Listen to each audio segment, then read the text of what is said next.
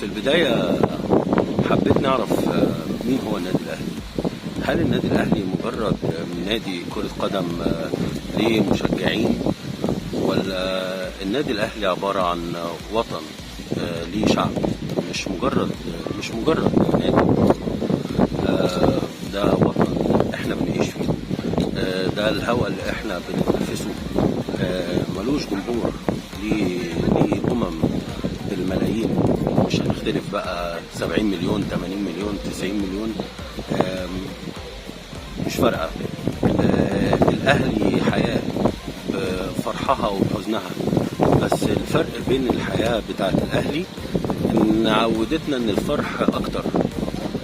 بالرغم إن أنت في الحياة عادي، يعني ممكن تنتصر وتتهزم وتفرح وتزعل، بس الأهلي عكس سنة الحياة بالنسبة لنا. عودنا إن هو على طول فرح وعلى طول فوز. غير مفهوم إن الحياة مكسب وخسارة. مع الأهلي عرفنا إن الحياة مكسب ومكسب ومكسب ومكسب، وممكن يبقى في خسارة ولكنها مرفوضة بالنسبة لنا. وكجمهور وأعضاء للنادي لازم نواجه نفسنا ونعترف إن إحنا حدنا عن دورنا الرئيسي، حدنا عن الدعم المستمر، حدنا عن الوعي والثقة، وبدأ كل واحد فينا ياخد أدوار. اللي واخد دور مدير فني، واللي واخد دور إداري، واللي واخد دور تسويق، واللي واخد دور هجومي على طول، من غير ما نعرف نادينا وضعه ايه، اهدافه ايه خلال السنين الجاية. مش مدركين الصورة كاملة، وفي نفس الوقت احنا على طول بنهاجم وعلى طول بننتقد، ودي مشكلة كبيرة. لازم نواجه نفسنا ان احنا بنطبق مقولة ومن الحب ما قتل. واحنا من كتر حبنا للنادي بقى حبك عبارة عن تصريح وحق للهجوم على النادي والنقد بشكل يومي وفي اي موقف، ونطالب ونقترح ونقول اراء، وبدون ما نقيس اصلا لا وقتها ولا ابعاد القرار ده ايه ولا اي حاجه. في لحظه لعيب لعب وحش احنا عايزين يمشي وعايزين تيجي لعيبه تاني، بغض النظر عن الوقت والفرقه او اي حاجه. ودي بقت من اكبر المشاكل اللي بنشوفها دلوقتي بيتعرض لها النادي من جمهوره ومن الاعضاء بتاعته. برضو عندنا في مجموعه من اعضاء الجمعيه العموميه شايفه نفسها ان مادام انا عضو في النادي يبقى ده ليا حق على حق الاداره، وحق ان انا اعترض طول الوقت، ابدي ملاحظاتي طول الوقت بشكل يومي. ممكن افضل ادخل النادي اقعد انتقد في سلبيات، اشوف مشاكل افضل على طول اوجه وعلى طول اعترض. يعني اتحولنا كجزء مجموعه من اعضاء الجمعيه العموميه كانها احنا بنمتلك النادي، مش جزء من النادي وجزء من الكيان اللي بنسعى ان هو على طول يبقى الافضل. لازم نواجه نفسنا ان احنا كل شويه احنا اساتذه ان اححنا بنطلع اللعيبه السما، وممكن الماتش اللي بعده نخسف بيهم الارض. لازم نعترف ان احنا اصلا كتر التطبيل وتنجيم اللعيبه كمان احنا ساعدناهم واثرنا عليهم بالسلب وخليناهم على طول يبقوا للأسوأ.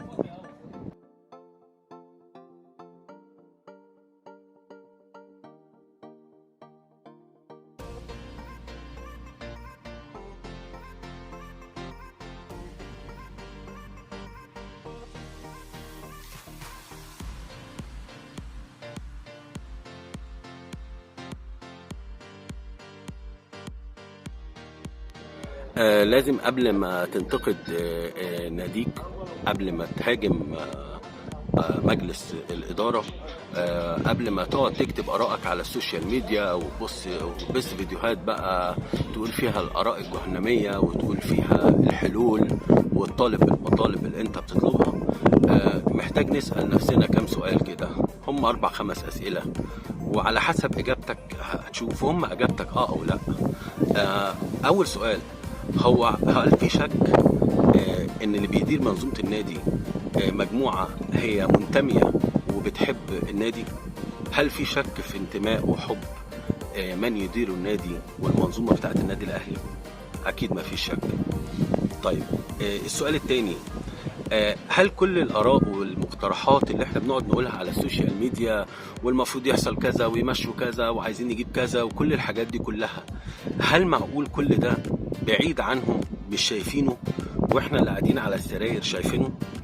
طيب السؤال الثالث، هو النادي الأهلي ده مش نادي حكومي، مش نادي تابع لدولة، تابع لمنظومة رياضة في مصر، يعني بيتم التنسيق معاه كل حاجة مالية وإدارية. يبقى أكيد أنا قراراتي اللي أنا باخدها على طول مرتبطة بالدولة، سواء في قرارات رعاية، سواء في كل التفاصيل بدون الخوض في تفاصيلها، لأن دي كتير جدا وموضوع كبير جدا. هي مرتبط بدولة فليها أبعاد كتير احنا ما نعرفش عنها أي حاجة. المفروض ان احنا بس نكون عندنا الوعي والإدراك ده وبس. طيب هل معقولة ان المنظومة اللي بتدير النادي من مجموعة مجلس الإدارة اللي أقل حاجة بيدوا من يومهم مش أقل من 14-15 ساعة في حياتهم للنادي، هل كل ده مش كافي ان هم يكونوا مدركين القرارات اللي بتحصل ومدروسة بشكل كويس؟ هل الناس اللي بتدي 14 ساعة و15 ساعة دول هم اللي كلامهم غلط وأي كلام، وخصوصا ان هي ناس اصلا ناجحة في حياتها العملية عادي؟ يعني مش منطقي. طيب الناس اللي بتدير المنظومة مجموعة مجلس الإدارة كلها، هل هي ناس على قدها؟ هل هي ناس ما بتمتلكش خبرة وضعيفة؟ بالعكس، بشوف ان هي مزيج متميز جدا مخلي النادي ما شاء الله حاجة ناجحة جدا، لانه مزيج من شباب وخبرة، خبرات في الرياضة، في الاقتصاد، في القانون، في الإدارة، منظومة متكاملة وبيرقصها رمز من رموز النادي بيمتلك خبرة من السنين كبيرة جدا، كابتن خطيب، سواء خبرة رياضية سواء خبرة في الإدارة. هو احنا لو كل الأسئلة دي أكيد لأ. طب احنا ليه نشك؟ ليه نقلق؟ احنا المفروض نطمن وندعم ونصبر ويكون عندنا كلنا ثقة ان احنا ماشيين على الطريق الصح، بس محتاج مجهود.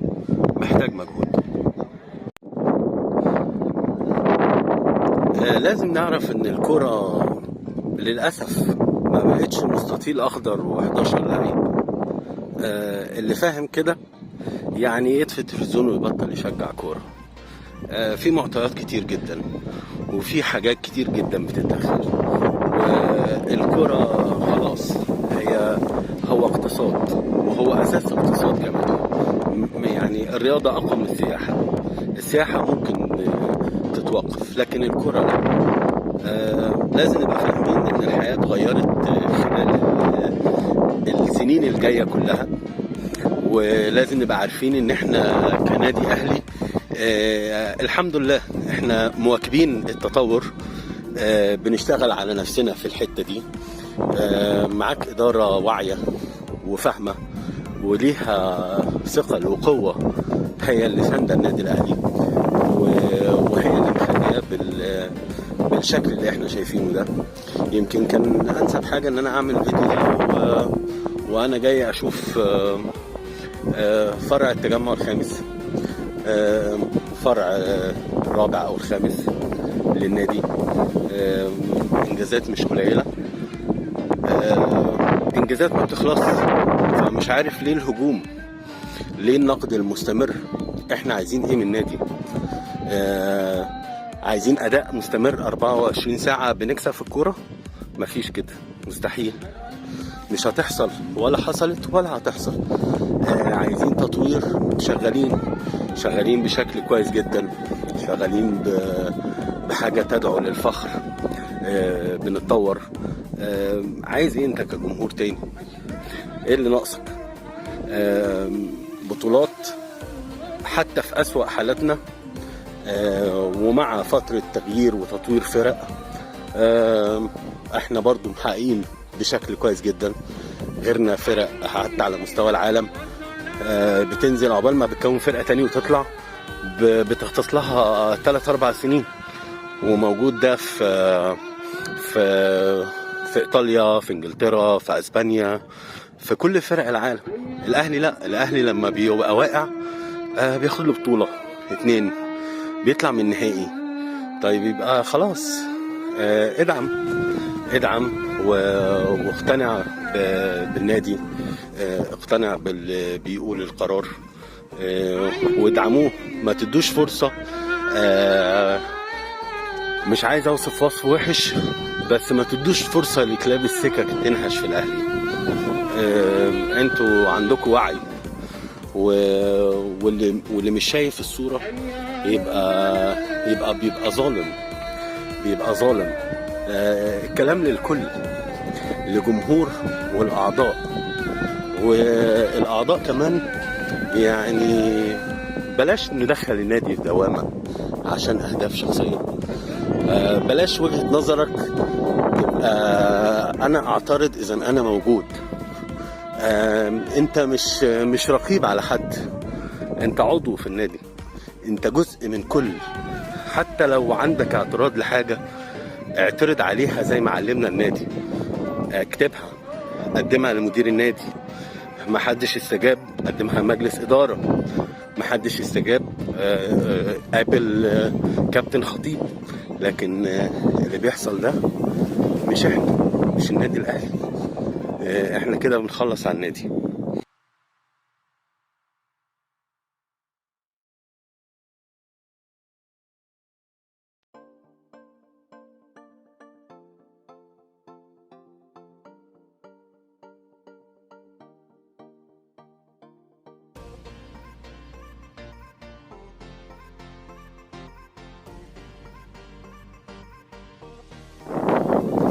الجمهور عمال يطالب ان المدرب يتغير ولاعيبه تتغير واراء فنيه وكلام في التشكيل وقصص يعني بصراحه عجيبه على السوشيال ميديا، واحنا مش عارفين اصلا احنا فين ولا منين، وبنهد الفرقه بس.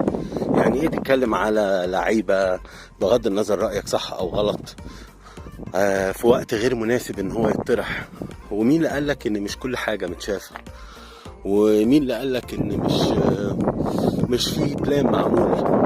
بس ازاي بتقترحوا حاجات وتتكلموا في حاجات هي امكانية تحقيقها بعد شهور، وخلال الشهور دي عندك بدل بطولة 2 و3. ما ينفعش ان الحاجات دي تطرح، يبقى لازم تسكت. مش شاطر انت جامد ان انت تقعد تقول اللعيب ده تعبان، ولا تقعد ترشح لعيب، ولا تقول المدرب ده، عشان بعد 5-6 شهور لما يمشي ويجي لعيب تاني او يجي مدرب تبقى انت الفاسلوك الناصح اللي لقيتها من زمان. وانا قلت بس بتقول امتى؟ وكلامك ده لو انت صوتك مسموع هتضر النادي ولا هتفيده؟ هتدمره ولا هتشده لفوق؟ هو ده السؤال. الجولة دي في التجمع، النادي الأهلي فرع التجمع. يعني ايه؟ يعني من سنين كان هو نادي الأهلي الجزيرة. كان حلم في التسعينات أول ما اتعمل مدينة نصر، بعديها اتعمل أكتوبر، كده تجمع، أسوان. بتتكلم في نادي قدر خلال فترة قليلة يبقى أكتر من فرع وأكتر من مكان بيقدم خدمات. النادي الأهلي مش رياضة بس، لازم تبقى عارف إيه النادي الأهلي. النادي الأهلي اسمه نتيجة. لما نقول النادي الأهلي يعني قيم ومبادئ بتطبق جوه النادي قبل بره النادي، بتطبق على الكبير قبل الصغير. هو ده النادي الأهلي اللي بقيمه ومبادئه هو لغاية دلوقتي هو رقم 1 وهيفضل رقم 1. واظن مش سهل ان يعتبر نادي فقير بالنسبة للأندية اللي في العالم، يعتبر نادي في قارة أفريقيا، مش أحسن قارات في كرة القدم، لكن هو نادي من ضمن أندية الكبار في العالم. لازم نبقى عارفين ان ده هدف، ان الاهلي يقل قوته، ده هدف مستهدف. لازم تبقى عارفه، لازم تبقى عارف الحرب اللي قايمة على النادي بشكل او باخر، بكل الطرق، ومش حاجة سهلة، وبلان كبير. فاحنا لازم يكون عندنا الوعي ده وعارفين، عشان ندعم وعشان نقدر ونصبر.